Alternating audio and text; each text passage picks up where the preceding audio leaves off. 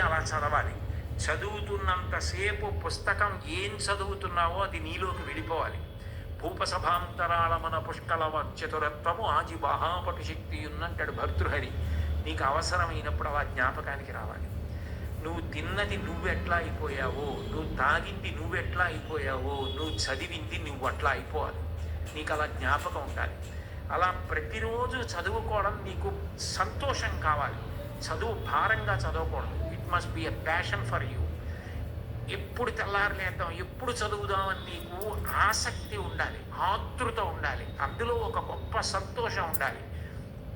అలా నువ్వు time management, discipline, self confidence నేర్చుకుంటే ఒత్తిడన్న మాటే ఉండదు. నువ్వు ధైర్యంగా ఏ పరీక్షకైనా పెడతావు, ఎదుర్కొంటావు. ఎప్పుడైనా ఒకసారి వైఫల్యం లభించిందనుకో, కలాం గారిని తలుచుకో. ఫెయిల్ అంటే ఆయన ఫెయిల్ అంటే పడిపోయావని కాదు, first attempt in learning, FAIL అని డిఫైన్ చేశారు. ఇది మొదటిసారి పొరపాటు జరిగినది. మళ్ళీ చేతిలో మట్టి ముద్ద కింద పడితే భూమిని అంటుకుంటుంది, బంతి పడితే పైకి లేస్తుంది. అలా పైకి లే తప్ప బెంగ పెట్టుకోకు. ఇక పైన అన్నీ